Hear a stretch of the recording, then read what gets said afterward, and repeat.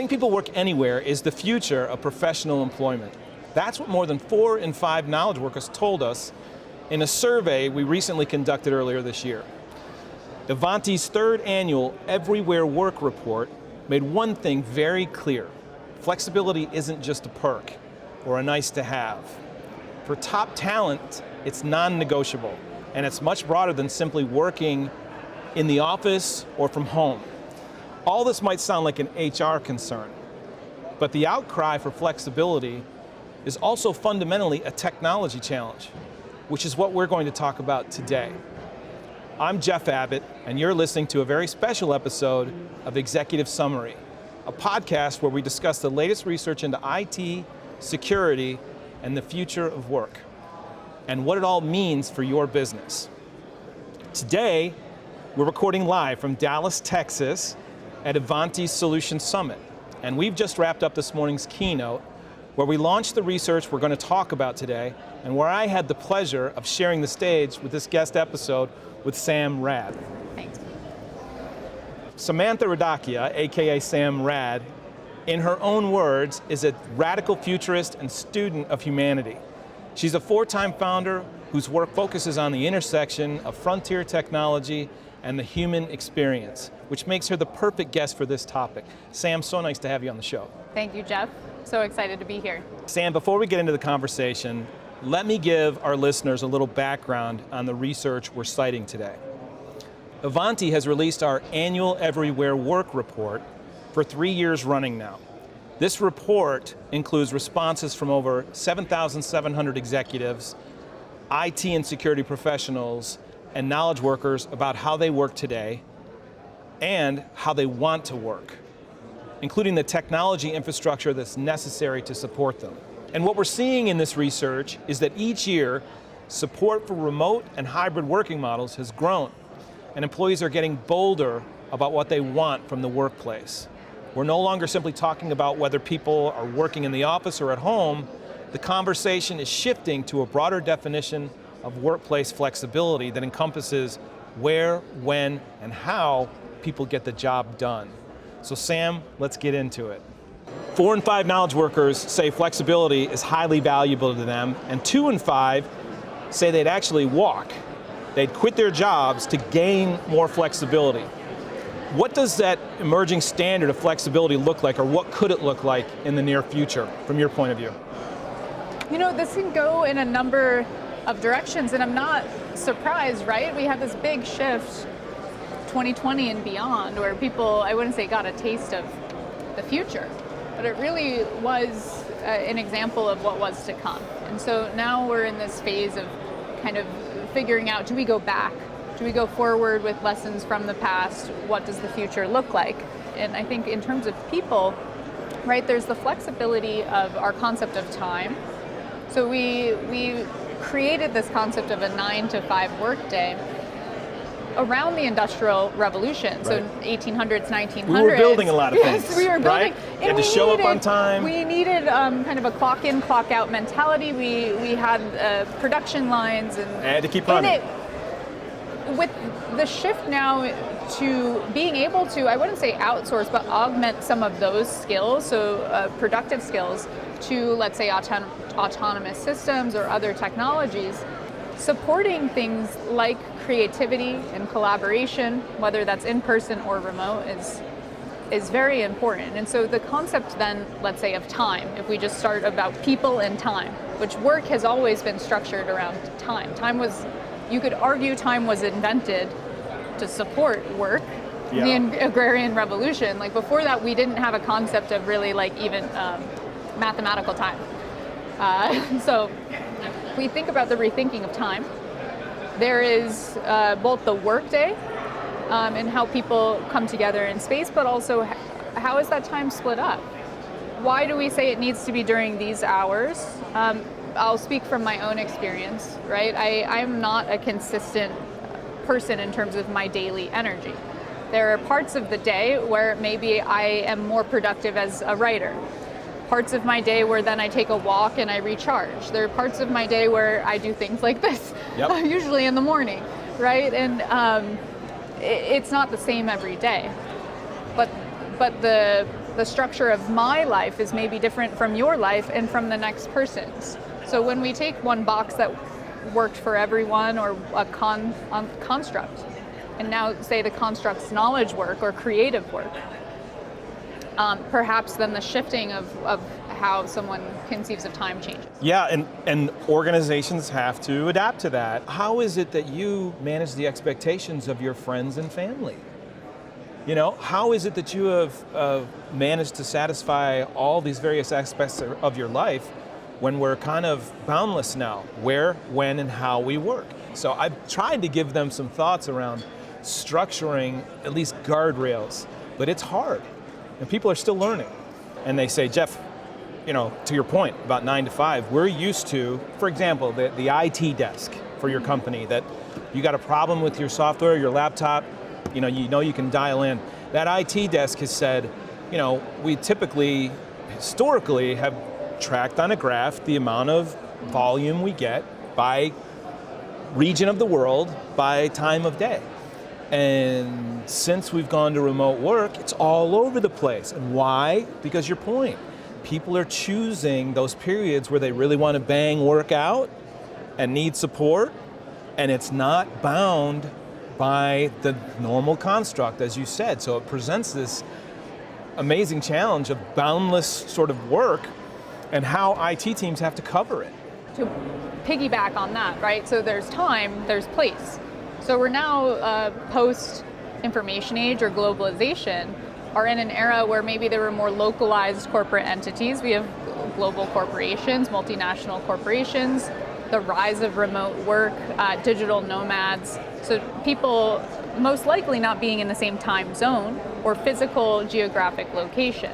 So now you're operating basically on the 24/7 cycle. Yeah. I mean, anytime we go through a radical, to use these words, radical or accelerating change, both with convergence of technologies or socio-cultural or even geopolitical paradigm shifts, there's a gap, big gap, right? Of like the past systems aren't necessarily working, we haven't yet built the new structures. So there's a sort of amorphous blob, a very uncomfortable liminal state in anthropology, we'd call it, right? We're neither here nor there. We can fill that with all sorts of things, but I certainly am an advocate for structure. So I'm not saying do away with old structures, let's put new ones in. Some might do a few days in the office or not. Some might do quarterly offsites. Some might say, here's 3 hours during the day that we want to make sure the entire team is overlapping. Yep. Whatever that might be will be unique to the unit, even within an organization, but it does need to be put in place. Yeah, to your point, interesting kind of point within the study. Women in the study consistently valued flexibility more highly than men, and so we think, okay, you have to. There's a DEIB element to this situation as well. Has that been your observation? Absolutely. So there's, you can extrapolate a lot of things from that data, or whether they're make conclusions, whether it's parents and child rearing and family. It could be also a different type of brain or thinking. I spoke today a lot about left brain versus right brain thinking, but I think even beyond gender, and I mentioned this before, of different work styles and timing. Some people maybe work better or learn better, let's say visually or auditory or through pictures or through reading or writing, right? And we've prioritized even a lot of our systems or hardware interfaces for certain dominant styles, different learning styles, different, I stay away from productivity, I don't love this word, let's just say creativity or inspiration or innovation, which is cornerstones for any successful organization, innovation. Yeah. So how do you encourage creativity, connection, and innovation? Apropos is the better way to say it, because look, in our business in IT and security, more and more automation is coming into play, and with generative AI, we don't know yet the limits of what can be replaced in terms of people. So to your point, this isn't going to be as much productivity anymore as it's going to be creativity. You're going to be freed up for the more difficult challenges that you need a creative mind for. And so are the adversaries if we're talking about security. That's if true. they're freed up to think creatively about how to target How to attack. this, then you need to be freed up to think about how are we going to be 8 steps ahead in this Prevent. chess game. Yeah. So to think about how, especially when you're talking about IT and security infrastructure, Yep. right? Like people who are going to compromise a system are not taking some nap at 2 a.m., right? Right. So how do you support that in a global context while supporting people's needs in time and adapt to that as an organization? I'd like to layer on sort of the technology component of this discussion because, look, without infrastructure, none of what we're talking about is really possible, right? So one really interesting finding from the research was a massive disconnect between leadership and employees on technology needs. So 90% of leaders say their employees have the tools and the software they need to be productive outside the traditional office environment. So you're remote, 90% of us say you're good to go, right? Only 57%, far less, of the workers themselves said they could easily access the tools and had the proper tools they needed to do in a remote work environment. Big disconnect. So first of all, what do you think's going on with that disconnect? I think it's probably a product of the fragmentation and the siloing of multiple cobbled systems, something that Ivanti is We're trying to address. aiming to solve, Yes. right? That's where my initial impulse would be, that it is extremely difficult to navigate multiple systems. There's probably some of that disconnect would lead to, again, just cumbersome tooling, cumbersome hardware, or perhaps just not having the conversations of what the software needs even are. Yeah. I had a lot of personal experiences with this where people would want to try out new software, new tooling, and it was just not something that we rolled out for the whole organization, or maybe there were security questions, which creates a problem, right? Because if people want and are being encouraged to experiment with new tooling, but they're not provided the opportunities or sandbox environments to do this in a safe way, it's a catch-22. So that's something that I would definitely recommend. One thing that's interesting, going back to the human, the anthropology side of things, I've observed is, look, this new generation, this young generation, as you said, coming out from university or tech schools or elsewhere, they're placing a lot more value on their digital experience. I never would have asked that question when I was their age, interviewing. What's the systems look like? What's the infrastructure look like? How easily can I access the tools? They are.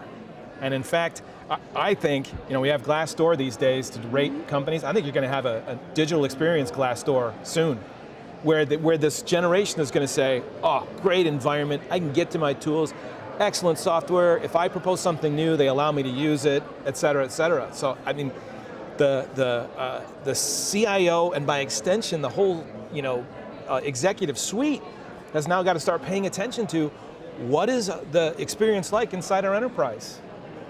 It's a great point. I did some research on this actually in graduate school. I mean, making those decisions of what the tooling, hardware, software, and access to even newer, more experimental devices being key. Yeah, I mean, look, you're a CIO now, and if you're employing, this is a tool we call DEX, Digital Employee Experience Platform, and we have a great tool that allows employers and the IT department, by organization, the finance team, the HR team, manufacturing, whatever it may be, to measure.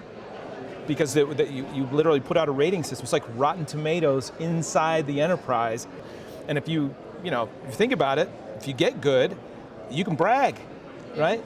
During recruiting, you can show that rating, and this next generation of knowledge worker, they want digital experience, they want purpose, they want value. The power's shifted.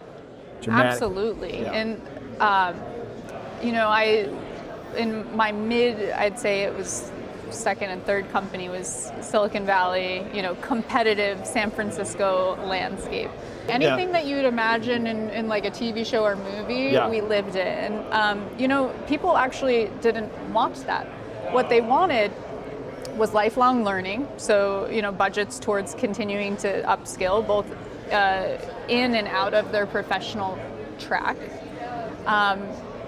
And yeah, opportunities to grow, but also purpose. What we saw was that people actually wanted to track contributions in a flexible environment, both in office or distributed.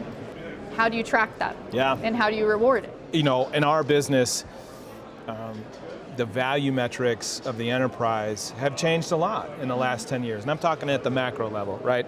In our business, it is the percent of reoccurring revenue, call it cloud, right? The percent that is, overall annual reoccurring revenue, meaning same customers continuing to stay on your product, in the cloud, cross-sell, all of these new metrics that create, okay, here's the enterprise value of that company. And to your point, management is now having to rethink, okay, then how do we properly incent the behaviors to continue to raise those metrics, right? And to create shareholder value. It comes down to the purpose and passion really is about trust. We as human beings tend to have the impulse to want to control, restrict.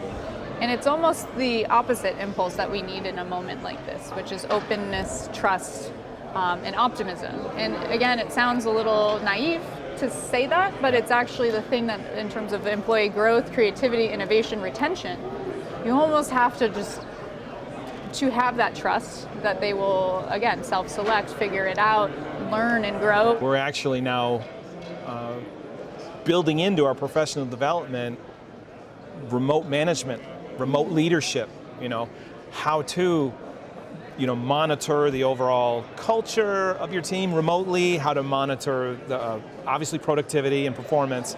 It's an entirely new skill set we have to develop. And I think you're going to find yourself in a position where you'll have limits to how far you go in your career these days if you don't develop these skills.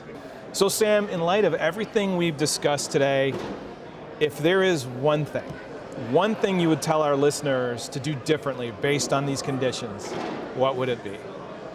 One thing is tough, and I'm going to keep this simple because we're in a moment of shift. I call it society-level neurogenesis. This means forming new neural pathways in the brain.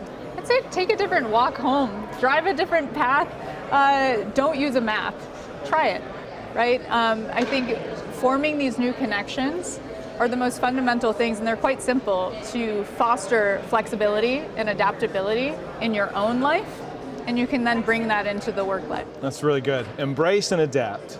Yeah, really good. Well, Sam, again, thank you so much for being here. Thank you so much. Appreciate it. Look, if you liked what you heard today, be sure to subscribe, and even better, share this podcast with a friend. You can see the research we discussed today at ivanti.com/everywherework. Or just follow the links in the show notes. And you can find out more about Ivanti and our solutions at Ivanti, IVANTI.com, or follow us on social media at GoIvanti. I'm your host, Jeff Babbitt, and I hope to see you next time on Executive Summary.